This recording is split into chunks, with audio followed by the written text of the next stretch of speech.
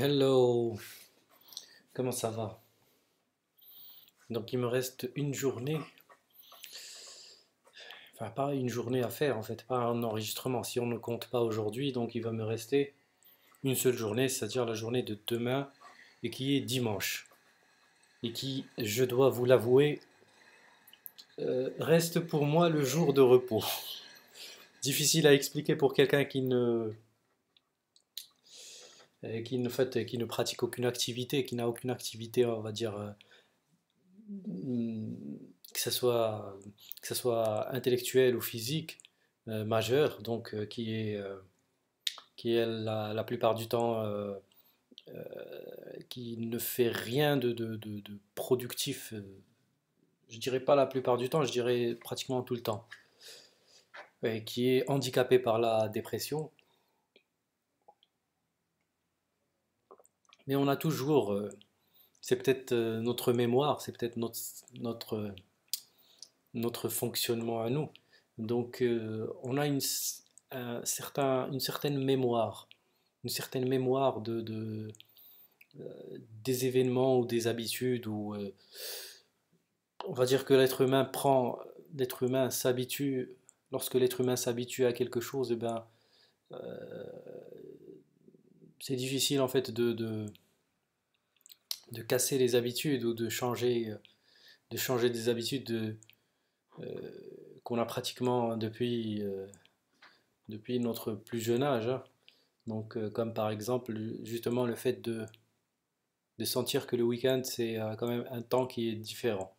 Donc ça, c'est quelque chose que je ressens. Donc je ressens toujours, je ne dirais pas que tous les jours se ressemblent. Tous les jours se ressemblent du point de vue de ce que je fais,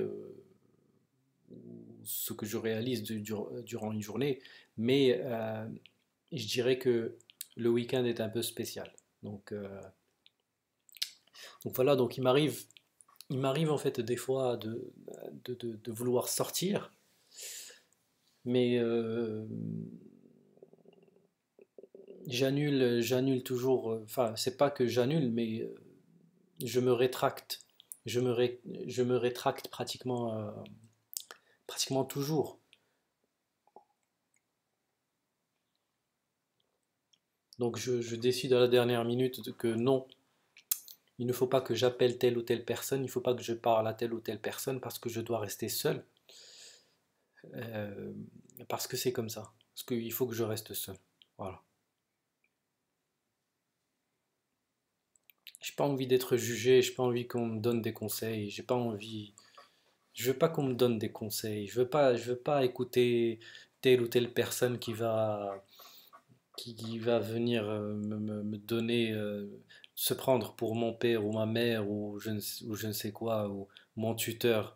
J'ai pas envie qu'on me donne des conseils, qu'on me dise quoi faire, etc. Donc, je, je, je ne serai pas contre à ce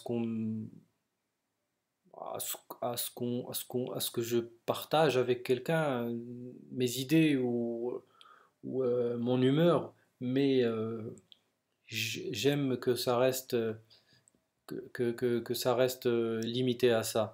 Je n'aime pas qu'on dépasse ce stade et que la personne commence à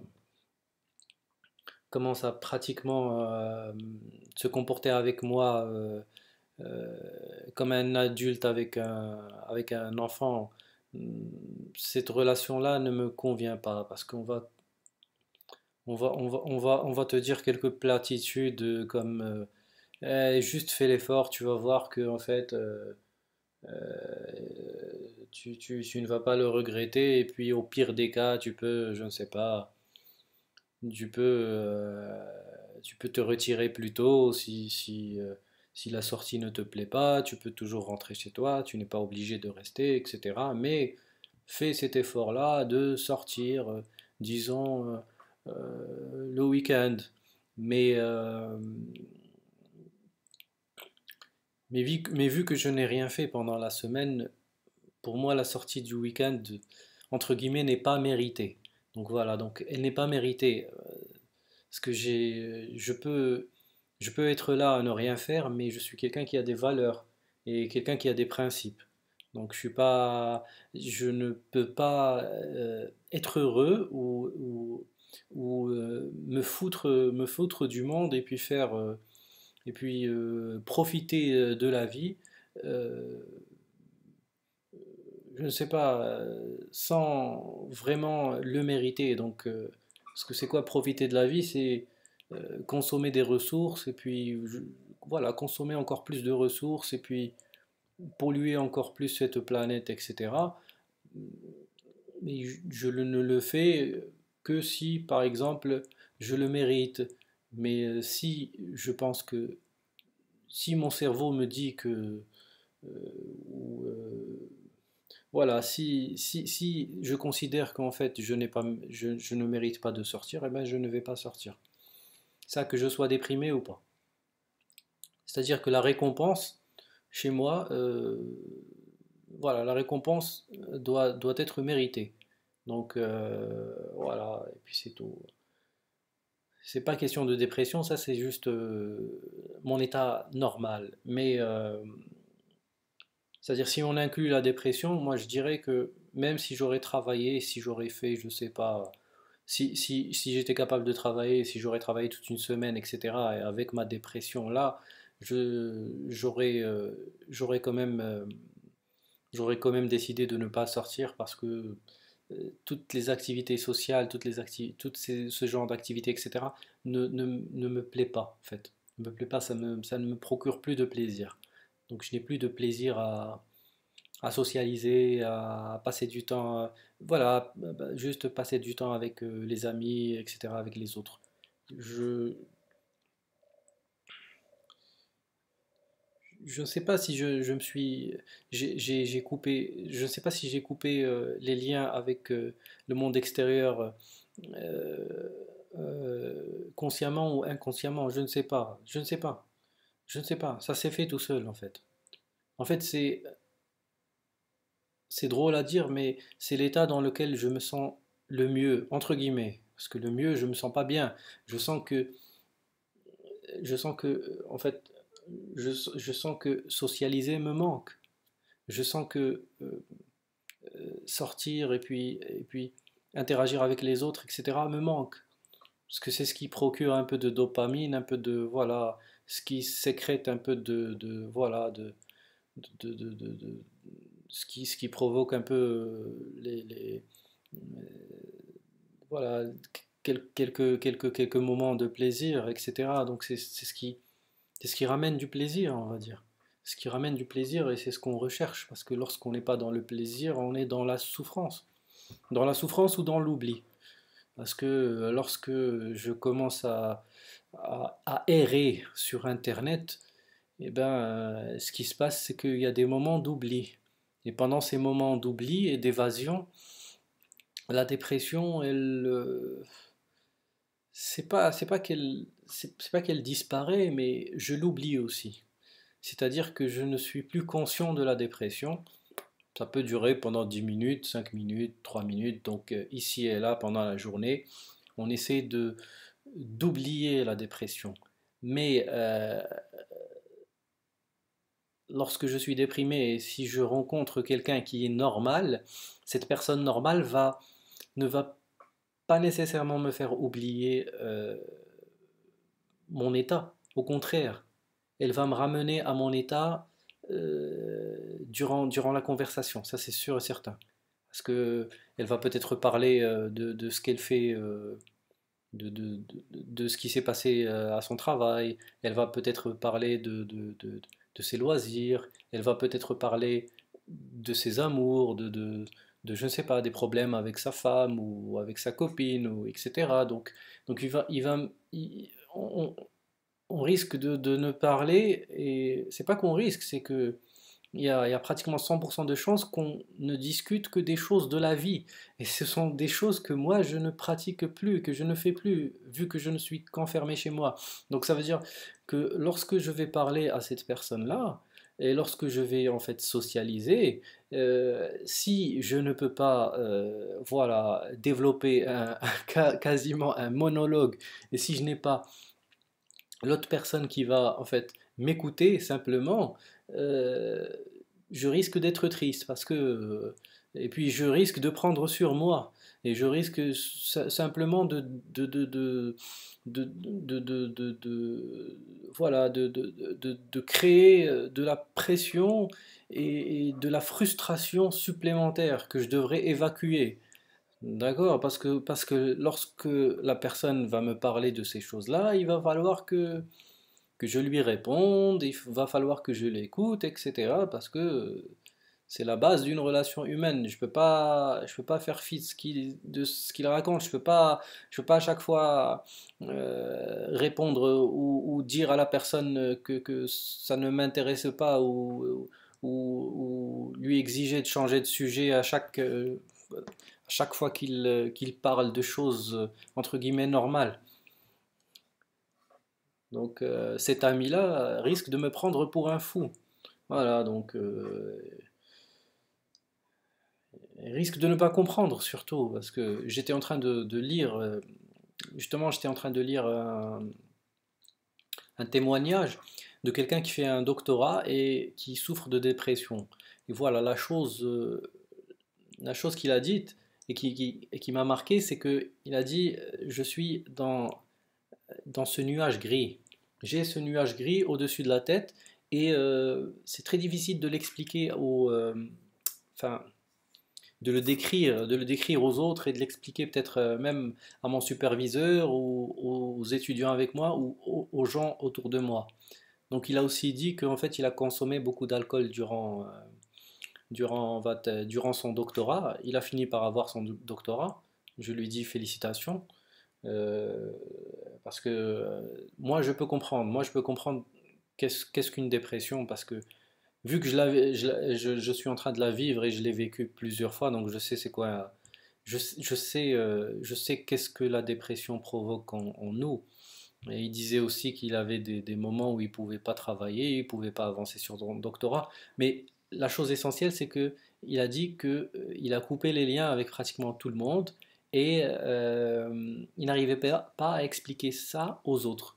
Donc voilà, donc lorsqu'on n'arrive pas à expliquer en fait notre maladie aux autres et lorsque les autres en général, et je leur en veux pas, sont plus intéressés ou occupés par leur petite vie et ils ne sont intéressés justement à te rencontrer en dehors du travail, etc. Donc, que pour justement essayer d'oublier, essayer d'égayer un peu plus, d'égayer un peu leur existence. Donc, ils sont aussi pas comment dire, les autres ne sont pas là pour t'écouter. Voilà. C'est pour ça qu'on paye un psychiatre pour une séance de psychothérapie. On paye pour ça. Donc on paye pour ça. Pourquoi? Parce que le commun des mortels a aussi besoin d'une soupape. Il a aussi besoin d'évacuer. Donc si toi, par contre, tu te pointes et que tu commences à parler de choses glauques et de choses tristes, et je le comprends, parce que moi aussi, si je n'étais pas en dépression, etc., etc., je ne sais pas si j'aurais l'oreille attentive à écouter pendant des heures et des heures une personne en train de se plaindre. C'est quasiment ça. C'est une personne qui se plaint. Et le cerveau humain n'est pas équipé pour cela. Il se fatigue rapidement, on va dire. Et je comprends. Le cerveau humain se fatigue rapidement lorsqu'on est en train de lui raconter voilà, des choses tristes, grosso modo, ou des choses négatives. Voilà, lorsqu'on est en train de parler de négatif, le cerveau, je sais pas, il y avait une étude qui parlait justement de ça, qui disait qu'en fait, on brûlait beaucoup plus de neurones justement à juste écouter quelqu'un en train voilà, en train de parler de ses problèmes. Donc c'est pour ça que justement un thérapeute, une séance chez le thérapeute est payante, je dirais. Je dirais qu'il y a toujours des gens qui vont t'écouter, mais ce qui se passe, c'est que eux aussi vont avoir un intérêt à t'écouter. Tu vas peut-être plaire à cette personne. Ça m'est arrivé plusieurs fois, donc je parlais avec des gens. surtout des personnes de la gente féminine. Et puis, on va dire que la personne, elle n'avait pas un intérêt à m'écouter, mais elle avait plus, elle avait plus une affinité avec moi. Donc, on avait des affinités, donc un peu plus peut-être que des affinités, je ne sais pas. Mais cette personne-là, prenez le temps de t'écouter. Voilà. Pourquoi? Parce que, en fait, derrière ça, moi, je ne sais pas, je ne peux pas rentrer dans la tête de ces gens, mais peut-être que tu lui plais. Voilà, mais quand il n'y a rien, on va dire, quand il n'y a rien, quand il n'y a pas de lien entre toi et l'autre personne, et la personne en face, elle va peut-être t'écouter une fois pour comprendre ce mystère, parce que l'être humain est souvent curieux. Donc ce mystère de dépression, etc., parce que ça reste un mystère, c'est pas quelque chose c'est pas quelque chose dont on parle tous les jours, mais ça reste un mystère, donc on comprend pas, on voit le mot partout, mais on comprend pas vraiment c'est quoi comment ça veut dire comment la chose est vécue par la personne qui vit cette dépression. Donc on n'arrive pas à se placer, ou on arrive à avoir une empathie, mais juste superficielle. Donc on n'arrive pas à vraiment avoir de l'empathie et à vraiment se mettre à la place de quelqu'un qui vit une dépression, voilà, une dépression chronique ou majeure, ou utilisez le terme que vous voulez utiliser. Moi je ne sais pas, je trouve que c'est une dépression qui est clinique, c'est-à-dire qui atteint, euh, qui atteint une phase où je suis devenu résistant aux médicaments, pas parce que je suis résistant aux médicaments, parce que je veux être résistant aux médicaments, mais parce que j'ai eu plusieurs rechutes, voilà. Et le temps plus la rechute, en fait, ton, ton cerveau n'arrive plus à gérer la situation, voilà. Donc, toute ta force mentale, elle en prend un coup. À chaque fois, elle prend un coup. Donc, à chaque rechute, et les années passent, et tu continues à prendre des coups. Donc ça veut dire que ta résistance mentale, elle diminue à chaque fois. Elle n'augmente pas. Moi, je pensais que c'était l'inverse. Je pensais que après la première dépression, la deuxième dépression allait être moindre. Et c'est pas le cas. Elle a été beaucoup plus forte et elle a été beaucoup plus longue dans la durée. Donc ça, c'est quelque chose que je ne comprenais pas parce que euh, dans l'imaginaire populaire, c'est tout ce qui ne te tue pas te rend plus fort. C'est pas exact. Et ça, c'est quelque chose encore que je peux pas dire. Voilà. Donc, parce que les gens aiment bien écouter, voilà, aiment bien dire ces choses-là, que ce soit sur Facebook ou en vrai, etc. Donc, ils aiment bien tout ce qui est motivationnel, etc., etc. Parce que c'est ce qui permet, euh, j'assume, je suppose, c'est ce qui permet de pouvoir, entre guillemets, supporter la vie, donc, et survivre, je dirais survivre, parce que les problèmes qu'on rencontre, etc., sont toujours, sont souvent, demandent souvent beaucoup d'énergie et beaucoup de volonté pour pouvoir de volonté et de force mentale, voilà, pour pouvoir les dépasser. Donc, on se goinfre de citations motivationnelles, et puis dès qu'on sort, dès qu'on refuse de croire à ce dogme, c'est pratiquement un dogme, de tout ce qui est motivationnel, etc., on se prend, on va, on va recevoir, on va subir comment dire, on risque de subir les foudres de l'autre personne, hein. L'autre personne, elle risque justement de changer d'attitude envers nous. Donc, dès qu'on refuse de croire que tout ira bien, ou tout évoluera pour le mieux, etc. Donc, dès qu'on ne dit pas, dès qu'on n'acquiesce pas et qu'on n'accepte pas, ou voilà, qu'on n'est pas d'accord avec cette vision des choses, et qui est une vision, je dirais, optimiste, mais est-elle réaliste? Ça, c'est autre chose. Parce que entre l'optimisme BA et la science, c'est ces deux mondes qui sont, ces deux façons de voir les choses et qui sont différentes. Donc, est-ce que c'est l'émotionnel qui doit toujours prendre le dessus sur le rationnel?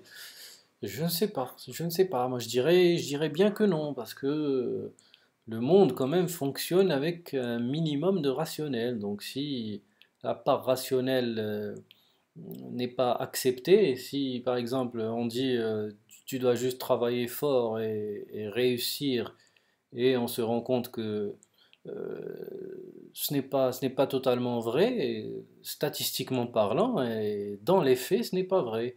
Donc, comme pour la dépression, non, les épisodes, non, tout ce qui ne te tue pas ne t'en rend pas, tout ce qui ne te tue pas et te fait souffrir ne te rend pas nécessairement plus fort. Voilà, et ce sont les chiffres qui le disent, ce sont des études qui disent qu'il y a des dépressions qui continuent à s'aggraver avec le temps, etc., jusqu'à ce que la personne elle, devienne résistante au traitement. Donc sa maladie devient résistante carrément à tout type de traitement, c'est-à-dire que ton cerveau ne veut plus, il ne veut plus. Ça, il est fatigué, il ne veut plus. Il a décidé. Je dirais que chacun a sa limite, et puis c'est tout. Et puis je veux pas trop aller sur. Ça veut dire, je veux pas embarquer sur ce chemin parce que si j'embarque, je vais commencer à être négatif, etc. et tout. Et les gens, je sais pas, les gens préfèrent, voilà, préfèrent cacher certaines choses, certaines réalités. Donc si je m'adresse dans si dans cet enregistrement je parle, donc je m'adresse surtout, j'aimerais m'adresser à la majorité des gens pour qu'ils comprennent c'est quoi cette maladie, mais je m'adresse surtout à ceux qui souffrent aussi et ceux euh, qui ne savent pas ce qu'ils sont en train de vivre. Voilà, donc le motivationnel, on le laisse pour le motivationnel. Donc lorsqu'on est dans un lit d'hôpital, lorsqu'on est en train de souffrir, etc., et lorsqu'on on est entre la vie et la mort, ce n'est pas le motivationnel qui est là, c'est le réalisme. Donc lorsqu'on est touché personnellement, le motivationnel, il laisse souvent la place au réalisme et même au pessimisme. Voilà. Donc, mais il laisse surtout la place au réalisme. Voilà, au réalisme, aux faits, etc. Lorsque on est touché personnellement, c'est là où on prend la vraie mesure des choses et qu'on arrête justement de juste parler dans le vide. Voilà. Donc c'est souvent comme ça, souvent avec les gens, je le dis et je le répète, les gens qui ont déjà vécu des dépressions, voilà, ce sont des gens, même ceux qui ne sont pas d'accord avec le suicide assisté. Parce que ça, ce n'est pas. Moi, je ne cherche pas l'adhésion de tout le monde. Même ceux qui ne sont pas d'accord avec le suicide assisté, je dirais que les gens qui ont souffert de dépression, pas seulement de dépression, mais peut-être de troubles anxieux, peut-être de troubles bipolaires, peut-être comment on dit, psychopathie. Ok, ceux qui pratiquent en fait voilà, qui pratiquent le self-harm, je sais pas comment on dit en français le self-harm, c'est l'automutilation. L'automutilation, ceux qui font ces choses-là, donc ceux qui souffrent justement de troubles mentaux, que ce soit même la schizophrénie, voilà, la schizophrénie, etc. Donc ceux qui souffrent de troubles mentaux, en général, je n'ai même pas besoin d'expliquer ce que je vis. Je parle avec des gens qui sont dans cet état-là et directement, mais immédiatement, la personne, le courant passe. C'est-à-dire la personne, j'ai même pas besoin de finir ma phrase que la personne me répond par des choses que je dis. Comment elle a su ça? Donc comment elle a su ça? Parce que ces maladies-là ont des, ça veut dire il y a des points en commun ou il y a des choses en commun entre toutes ces maladies-là. Ça veut dire lorsque le cerveau est malade, eh ben, la conséquence est pratiquement la même. En tout cas, sauf donc voilà, donc les gens qui ont déjà vécu ça, ils comprennent. Les autres, c'est beaucoup plus compliqué. beaucoup plus compliqué.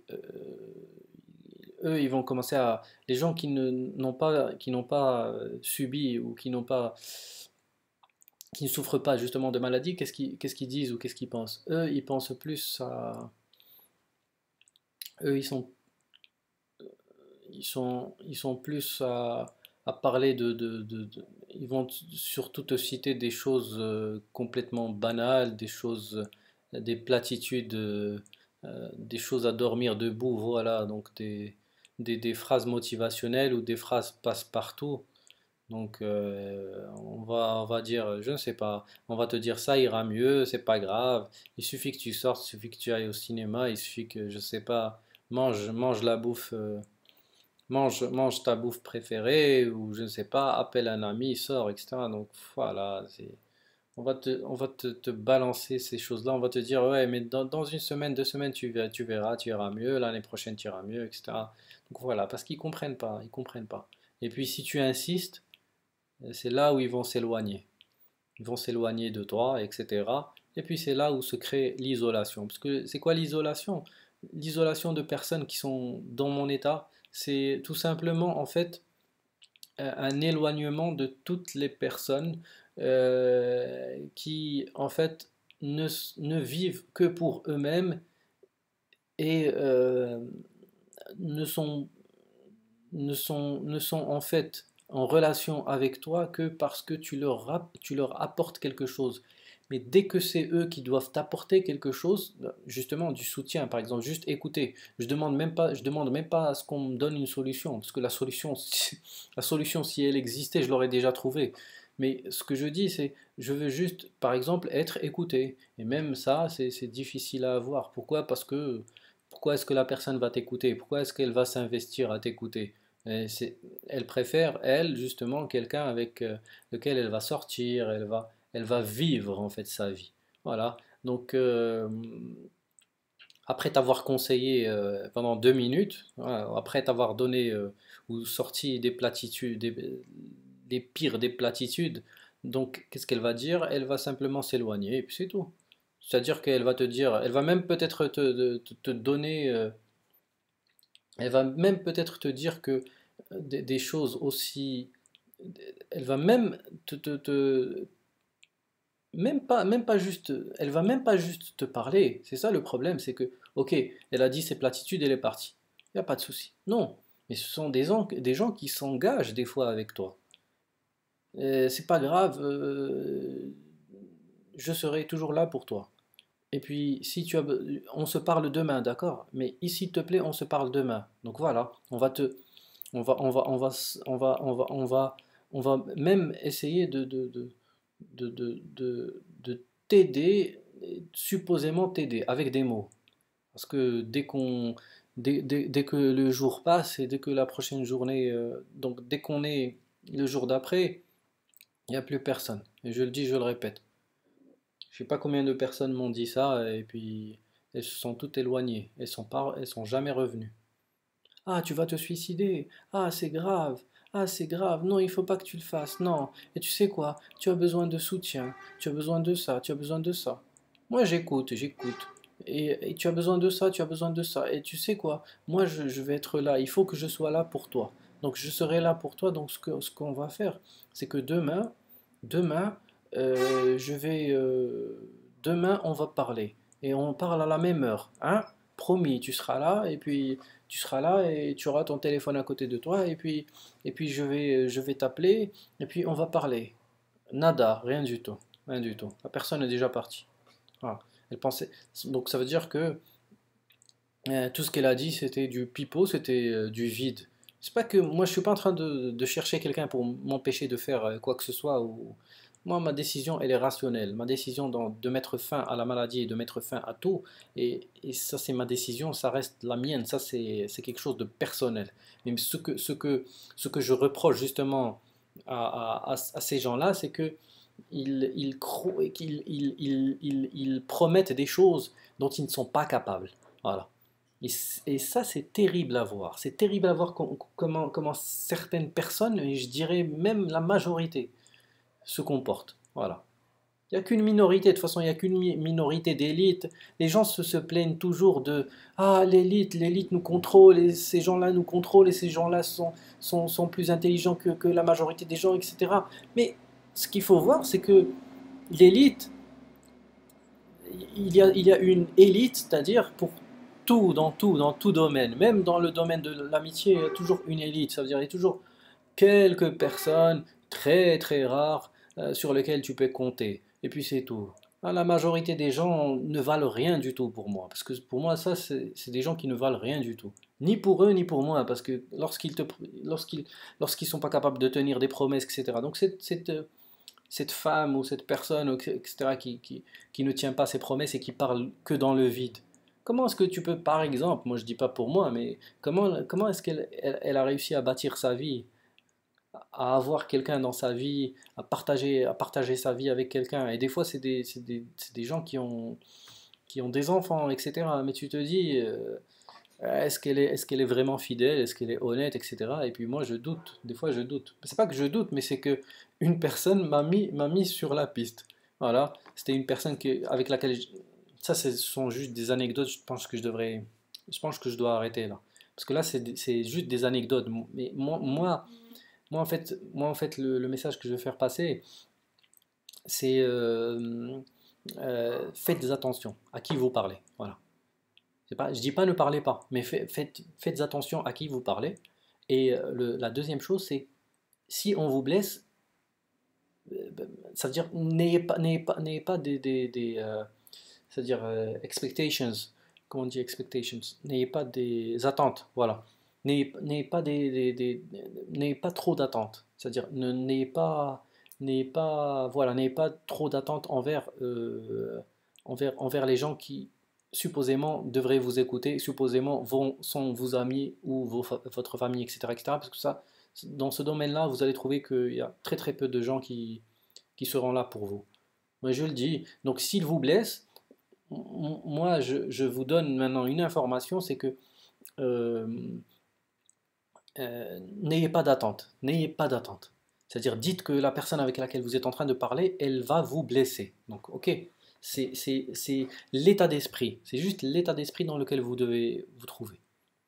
Comme ça, vous arrêtez de vous victimiser parce que lorsqu'on se victimise, en plus de la dépression, on dit que la victimisation, ça fait partie des symptômes de la dépression. Chez moi, elle n'existe pratiquement pas. Peut-être que je suis trop logique. C'est ça, c'est parce que moi je suis juste logique. Donc je dis, des gens se comportent de telle ou telle façon, etc., etc. Ils le font pas parce qu'ils te veulent nécessairement du mal, mais parce que c'est comme ça qu'ils ont été éduqués, c'est comme ça qu'ils arrivent à s'en sortir dans la vie, etc. C'est comme ça, c'est ce qu'ils ont appris. Ils n'ont jamais, s'ils se comportent comme ça avec moi, c'est qu'ils se comportent comme ça avec d'autres personnes. Ça veut dire que je ne suis pas le seul avec lequel ils se comportent, qu'ils ont blessé, etc. Donc j'essaie de me mettre un peu, j'essaie d'avoir un peu d'empathie envers tout le monde pratiquement. Donc j'essaie d'avoir cette empathie et dire que non, je ne suis pas une victime nécessairement. Et puis même ma maladie, c'est totalement aléatoire. Moi, je dis pas euh, que j'ai été que j'ai eu cette maladie exprès ou que c'est quelqu'un ou une volonté de je ne sais quoi qui a fait que je devais, en fait, j'ai été frappé par cette maladie. Non, je dis que c'est génétique et puis la génétique, les règles de la génétique sont connues et puis c'est tout. C'est génétique et puis peut-être même c'est environnemental. Donc environnemental, c'est quoi? C'est l'environnement de la personne, c'est tout. Donc c'est l'environnement dans lequel la personne vit, et puis voilà, et puis ça s'est passé, et puis ça s'est passé, et puis c'est tout. C'est-à-dire on tombe malade parce que il y a une chance qu'on en tombe malade. C'est pas, il y a une chance. Donc les parents qui font des enfants doivent savoir ça, et puis c'est tout. Ils doivent dire, ils doivent pas en vouloir à leur progéniture ou dire à leurs enfants que en fait c'est de leur faute, ou etc., etc. Si l'enfant est déprimé, si l'enfant est malade, si l'enfant est bipolaire, s'il est anxieux, etc., etc., c'est pas de sa faute, c'est pas nécessairement de sa faute. Parce que c'est vrai qu'on on a ce cerveau pour prendre des décisions, mais il y a aussi des choses qu'on croit contrôler, mais qu'on ne contrôle pas, malheureusement. Donc, donc le point essentiel, voilà, c'est se victimiser, ça veut dire au-dessus ou en plus de la dépression, euh, ça ne va faire qu'aggraver la situation. Donc, la personne qui a blessé, elle n'est pas là, donc elle n'est pas là elle n'est pas là pour nous soutenir, mais enfin nous soutenir, ouais, exactement, elle n'est pas là pour nous soutenir, elle nous a juste blessés. Donc on laisse tomber et puis c'est tout. On peut pas, euh, on peut pas tout expliquer à tout le monde, surtout que c'est quelque chose qui n'est pas visible. Donc l'être humain, il est, euh, c'est un être qui a besoin d'expérience. Donc il expérimente des choses. Donc il expérimente. Donc l'expérience, c'est très important pour lui. Donc une personne qui n'a jamais vécu ça, c'est très difficile à expliquer.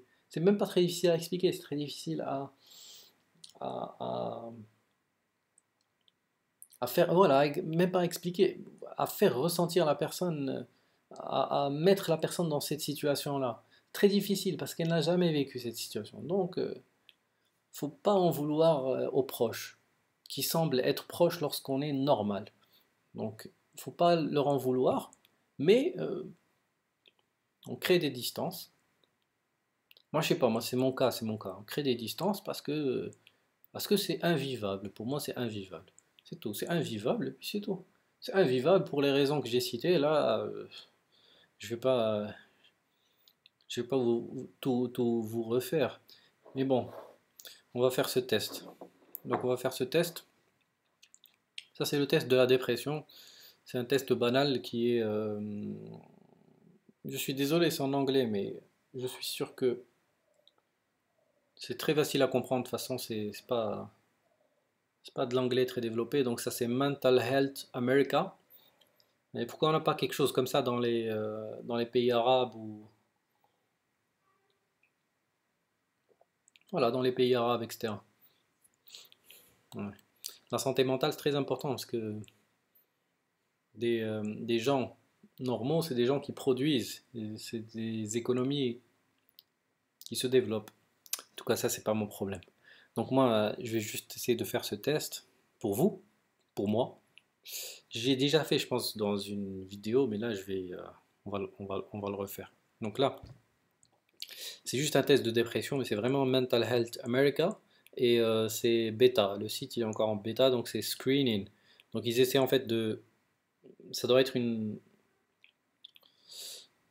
Je sais pas, ça doit être un organisme... C'est un organisme gouvernemental, ou je ne sais pas, ou ça fait partie peut-être du ministère de la Santé américain, je ne sais pas. Du- Voilà. Donc, ce qu'on va faire, c'est que on va passer ce test et on va voir le résultat qu'on va obtenir. Donc, le test de dépression.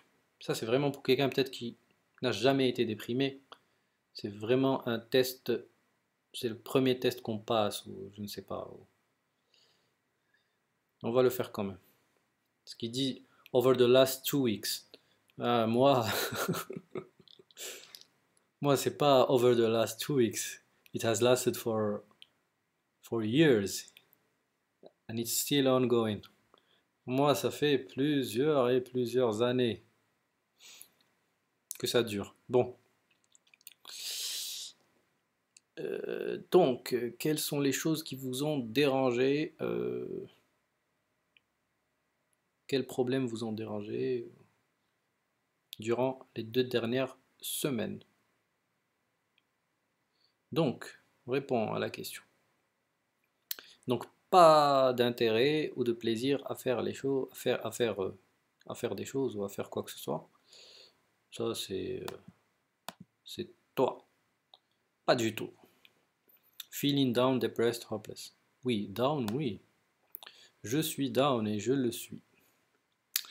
Trouble falling asleep, staying asleep, or sleeping too much. Ouais, ça c'est le problème de sommeil, j'en parle dans plusieurs vidéos et puis...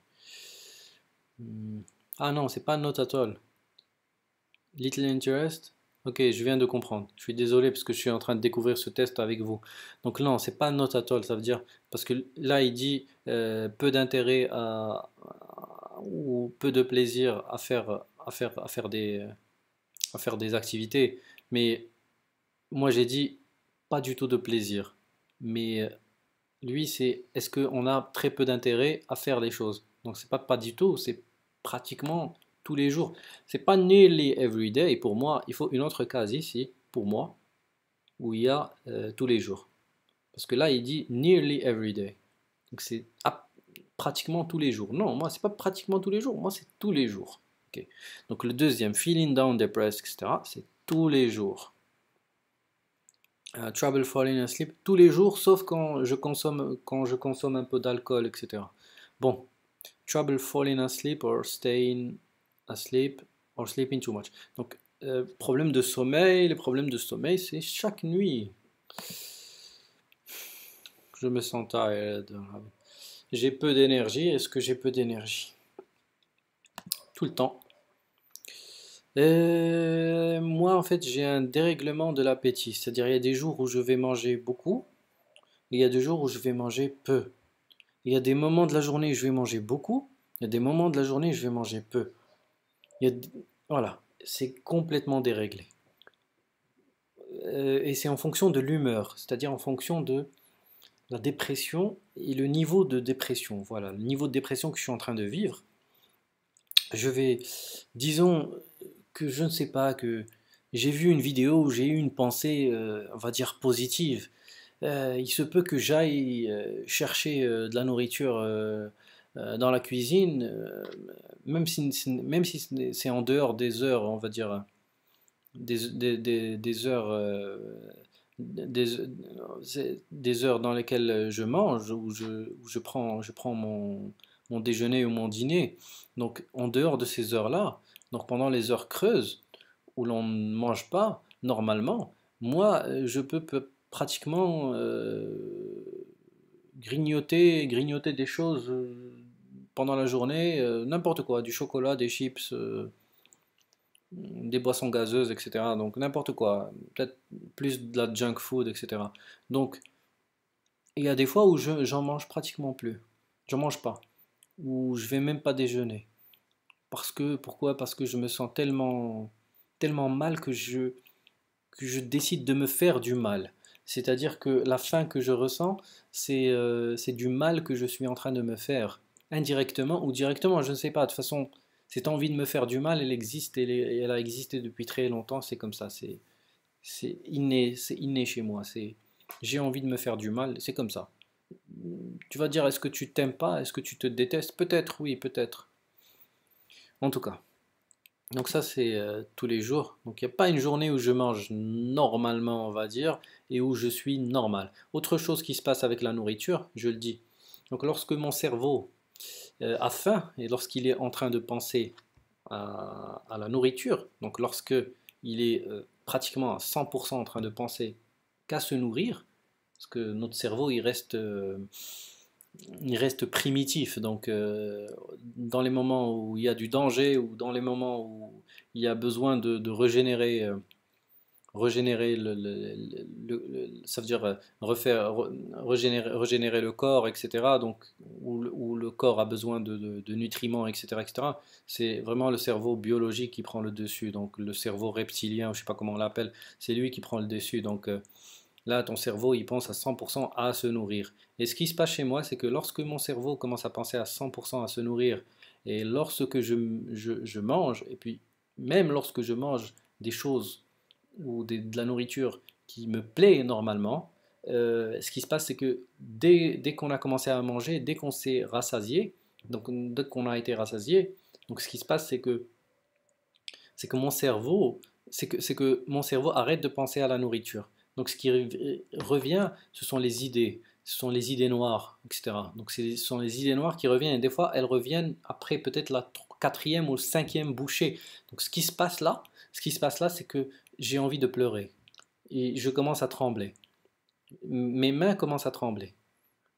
Des fois, je tiens la fourchette ou je suis en train de manger, mes mains commencent à trembler, je baisse la tête un peu, je baisse un peu la tête et je me mets, je sais pas, je me mets dans une position une position pas de soumission, mais de faiblesse extrême. Et j'ai de la douleur psychologique que je ne peux pas expliquer. J'aimerais bien vous l'expliquer aujourd'hui, parce que je fais plein d'enregistrements, mais au final, vous savez pas vous savez pas de quoi je souffre. C'est ça le problème. C'est que je n'arrive pas à exprimer ça parce que moi aussi, je ne sais pas c'est quoi. D'accord? Donc, lorsque je suis dans cet état, c'est l'anxiété qui prend le dessus. Voilà, c'est le cœur qui commence à battre. C'est au lieu de se rassasier et d'avoir cette sensation, voilà, d'être rassasié et d'être bien et juste de vouloir peut-être se reposer un peu et de faire peut-être une sieste, etc. Moi, ce qui se passe chez moi, c'est que le cerveau, les idées noires, etc., reprennent le dessus. Ce n'est plus le cerveau biologique ou la partie biologique de mon cerveau qui dirige. Donc, vu que j'ai été rassasié, donc elle ne craint plus pour la vie et la mort. C'est-à-dire, elle ne craint plus, cette partie du cerveau ne craint plus pour la vie de cette personne. Donc, ma vie n'est plus, entre guillemets, en danger. Donc, c'est l'autre partie du cerveau qui prend le dessus. Et ça, c'est terrible. Ça, c'est terrible parce que dans ces moments-là, j'ai pitié de moi. Sincèrement, je ris maintenant. Je ris, mais qu'est-ce que vous voulez que je fasse? Vous voulez que je pleure? J'ai pitié de moi, sincèrement, j'ai pitié de moi. J'ai pitié de cet être humain qui souffre, qui souffre en silence, voilà. On peut expliquer, mais au final, on souffre en silence. Et au final, les gens ne sont pas intéressés à... ce qui m'étonne, c'est que les gens ne sont pas intéressés à te sauver ou à te sauver la vie, etc. et tout. Ils sont juste contre certaines idées. C'est ça, les êtres humains sont contre certaines idées, mais sans argument. Sans argument et sans logique derrière. Sans argumentation, sans raisonnement, sans logique derrière. Parce que lorsqu'on voit l'euthanasie, lorsqu'on creuse, dans ça veut dire dans tout ce qui est euthanasie, etc., lorsqu'on creuse le sujet, on se rend compte qu'il y a des gens que l'on ne veut pas voir souffrir tout le temps, etc., etc., qui devraient normalement avoir le droit à cette euthanasie. Mais il faut creuser. Il faut creuser le sujet, et lorsqu'on creuse le sujet, on comprend que c'est quelque chose qui devrait être normalement octroyé à et c'est un droit, d'abord c'est un droit qui doit exister pour chaque citoyen du monde. Chaque citoyen du monde devrait avoir le droit de dire stop, on arrête, on arrête la souffrance. J'ai pas envie de souffrir encore 20 ans, 30 ans comme ça, je sens que c'est fini, voilà. Donc je sens que je ne peux plus vivre comme ça, et cette personne devrait avoir le droit de le faire. Ouais, et puis c'est tout, euh, parce que tout simplement c'est logique. Et tout simplement ça fait, c'est de la compassion et tout simplement c'est un droit, c'est une liberté individuelle de disposer de son corps comme on veut. Voilà. L'avortement est accepté dans je sais pas combien de pays, mais dès qu'il s'agit de suicide, on préfère voir des gens sauter. Et puis les taux de suicide, est-ce qu'il y a déjà eu une année où le taux de suicide a baissé? Jamais. Le taux de suicide et le nombre de suicides ne fait qu'augmenter. Donc, est-ce qu'on ne veut pas on ne veut pas régler ce problème, on ne veut pas justement encadrer cette pratique? Comme aux États-Unis, je sais pas, où ils ont créé des centres de désintoxication et des centres pour justement pour les héroïnomanes, etc. Donc les gens qui consomment de l'héroïne. Pourquoi? Parce qu'en fait, ils ont voulu réduire la propagation, je pense, le- la propagation du sida, ou je sais pas, ou de la maladie du sida. Donc, donc, donc, ils ont voulu encadrer ça, parce qu'ils peuvent pas la contrôler, tout simplement, parce que on peut pas, si on peut pas réduire la chose à zéro, donc la consommation de drogue, même qu'il s'agisse du cannabis, maintenant ils veulent en fait le rendre. Voilà, ils sont en train de légaliser le cannabis. Pourquoi? Parce que pourquoi lorsqu'on ne peut pas, lorsqu'on va contre la volonté ou contre l'être humain ou contre, comment dire, contre tout ce qu'il y a de plus intime ou de plus profond dans l'être humain, on se rend compte qu'il n'y a pas une loi qui puisse empêcher un comportement, ce comportement-là, par exemple la consommation de drogue, parce qu'il y a des gens il y a des gens qui consomment la drogue, je sais pas, pour oublier justement, pour peut-être oublier leurs problèmes, etc., etc., ou changer la façon de voir les choses, etc., donc améliorer leur mental surtout, ou oublier tout simplement. Donc lorsqu'on n'arrive pas à éradiquer un phénomène, il faut essayer de le comprendre. Et il faut essayer d'accompagner ces gens-là. Donc si on accompagne justement l'IVG, que ce soit l'avortement, est-ce qu'on préfère qu'il y ait des femmes qui avortent dans l'illégalité, etc., clandestinement, et qui meurent justement, et qui meurent durant l'avortement, ou est-ce qu'on encadre cette activité-là, et puis voilà. Et puis on permet à ces femmes de disposer de leur corps, et puis les enfants qui n'ont pas été voulus justement ne naissent pas parce qu'ils ne sont pas voulus. Si la femme avorte, c'est qu'elle ne veut pas de cet enfant-là. On ne va pas l'obliger à avoir un enfant alors qu'elle ne le veut pas. Donc on ne va pas lui imposer quelque chose contre sa volonté. C'est l'idée derrière. Deuxièmement, donc celui qui ne veut plus vivre, au lieu d'aller sauter devant un train aussi, il faut encadrer ce phénomène-là, il faut l'encadrer. Parce qu'il y a un besoin. Si les gens se suicident, c'est qu'il y a un besoin. C'est qu'il y a des gens qui veulent arrêter leur vie avant de mourir, entre guillemets, par des causes naturelles ou naturellement. Donc ils provoquent cet événement-là parce qu'ils considèrent que c'est bon, que la vie doit s'arrêter à ce moment-là. C'est leur désir. On peut pas les forcer à vivre contre leur volonté. C'est-à-dire, qu'est-ce qu'on va créer d'eux? On va créer que des gens qui sont frustrés parce qu'on ne leur a pas permis de faire ce qu'ils veulent faire, tout simplement, alors qu'ils ne touchent pas comment dire, à la liberté des autres ou au bien-être des autres. Voilà, ça ne touche à rien du tout. C'est la personne avec elle-même. Donc elle ne touche à rien du tout. Elle décide de vouloir mourir. Donc c'est un événement qui est personnel et qui est individuel. Ce n'est pas quelque chose qui touche la société, etc. Les parents, la famille va être triste ou ne va pas être d'accord, mais de toute façon, c'est la personne qui décide pour elle-même, hein. Tout le monde, les gens en général, ils sont égoïstes dans le sens où ils décident de toute façon pour eux-mêmes, dans tout ce qu'ils font pratiquement.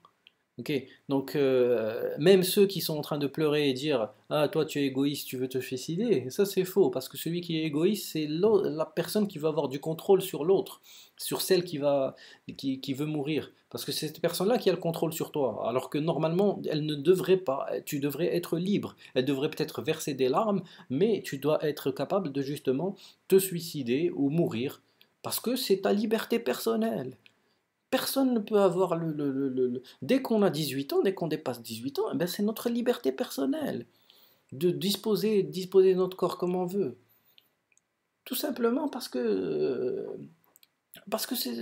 a le droit de choisir, on a le droit de choisir. Comme on a le droit de choisir entre vivre aux États-Unis ou je ne sais pas, ou vivre en Angola ou je ne sais pas, en Afrique du Sud, eh ben, il faut comme on a le droit de choisir d'habiter dans un appartement, dans une maison, comme on a le droit de choisir de marcher ou bien d'acheter une voiture ou je ne sais quoi, comme on a le droit de choisir nos études, on a le droit de choisir beaucoup de choses, eh ben, on devrait avoir le droit de décider que c'est bon, ma vie est finie, j'ai pas besoin d'attendre. Pourquoi je vais attendre?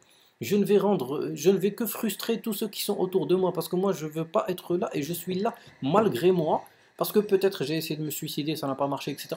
Mais je suis là malgré moi et je fais souffrir les autres. Pourquoi? Parce que lorsque je vais être avec les autres, je vais pas me comporter, je vais pas être voilà, heureux d'être parmi eux parce que je veux partir. Et donc je vais créer de la frustration et de la frustration au lieu Au lieu que ces gens-là pleurent leur mort, etc., et puis qu'ils passent à autre chose, justement, parce que chacun veut, de toute façon, chacun veut vivre sa vie.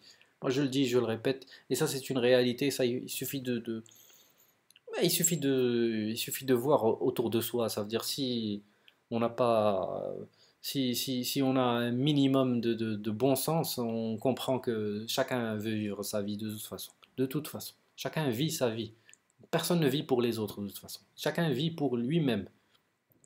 Donc ça, c'est juste que des gens ont ces idées-là. Pourquoi? Parce qu'on n'a pas assez creusé le sujet. C'est tout. Parce que si on creuse le sujet, on va se rendre compte qu'en fait, ils sont d'accord. Parce que la plupart des gens avec lesquels j'ai parlé à propos de l'euthanasie, au final, ils sont d'accord. La plupart, moi je dirais 70% à peu près, ils sont d'accord. Il suffit juste que tu leur présentes quelques arguments et ils sont d'accord. Pourquoi? Parce qu'ils considèrent, parce qu'au final, ils disent c'est ta liberté, c'est ton choix. Je leur dis non, ce choix n'existe pas aujourd'hui. Ils disent non, c'est ton choix, tu peux sauter d'un immeuble, tu peux faire. Non, je dis non, ça c'est pas un choix. Parce que lorsque tu seras, lorsque tu seras confronté à cette situation, eh ben, tu te rendras compte que ce n'est pas aussi facile que ça de sauter du haut d'un immeuble et que tu préférerais qu'il y ait un médecin qui te fasse une piqûre et puis qu'on en finisse. C'est pas un choix, un vrai choix, c'est-à-dire parler de choix lorsque ce choix n'existe pas. Ok, donc on continue. Grosse parenthèse encore une fois. Donc, feeling bad about yourself or that you're on fire or have let yourself forever down.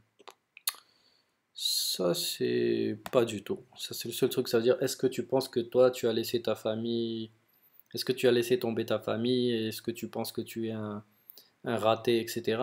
Ça, je pense pas. Moi, je le pense pas parce que je considère que je peux pas être un raté alors que j'ai pas choisi ma maladie. Il suffit juste de comprendre comment la maladie fonctionne, donc pour se rendre compte que je peux pas me considérer un raté. Les troubles de concentration, tout le temps. Moving or speaking so slowly. Euh, ça, c'est pas autant, ça veut dire parler lentement, etc. Ça m'arrive. C'était hier. Hier, j'étais dans cet état-là. Je parlais super lentement. Donc, je marchais aussi super lentement.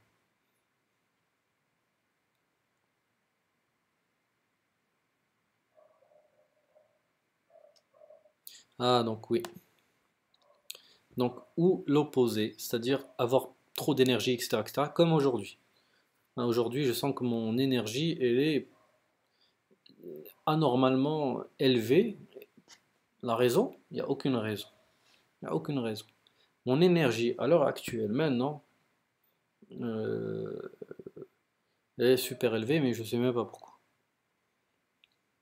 Donc, on peut dire tous les jours, parce que c'est ça, parce qu'on passe de cet état-là à cet autre état, mais je ne suis pas bipolaire, parce que je suis toujours en dépression. Je veux dire,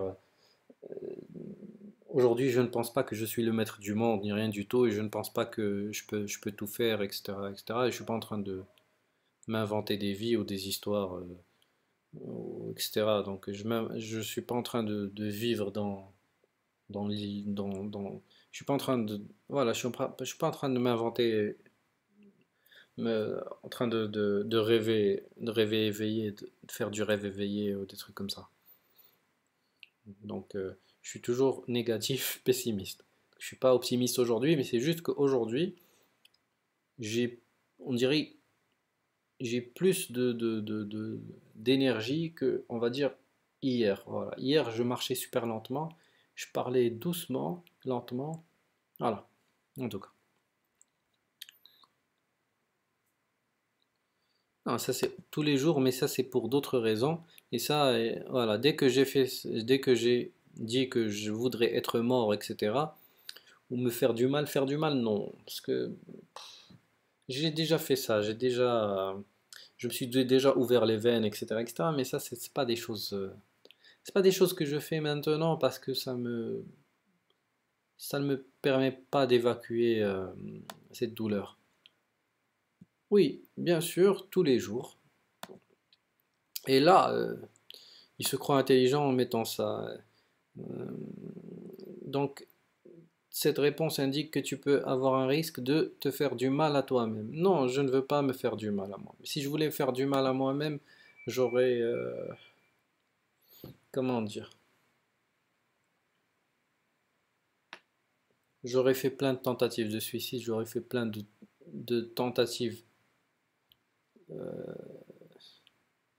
de moitié de tentatives de suicide et puis beaucoup plus fréquemment. Non, moi je veux, maintenant je veux mourir, je veux juste mourir. Je veux pas, j'ai pas envie de,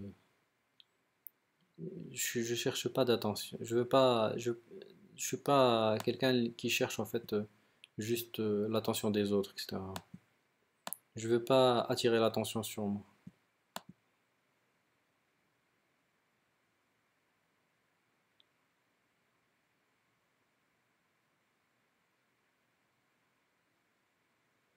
Ouais, très très difficile. Voilà. Next. Ouh là là. Donc ça c'est des questions. Ça on va pas répondre à ces questions.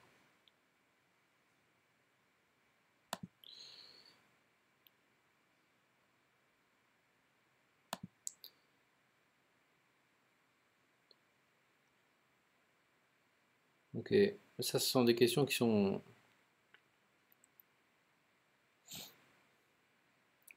optionnelles. Moi j'ai envie de voir juste le résultat, ça m'intéresse. Ok. Le résultat il est là. Dépression sévère.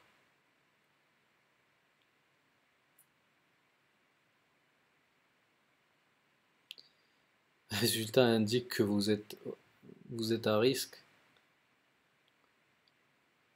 Et est-ce que vous êtes en crise? Je pense pas. Appelez le 911, tout le monde le connaît parce que tout le monde a déjà visionné des séries américaines, etc. Donc ça c'est américain, donc ils disent d'appeler le 911. Ouf,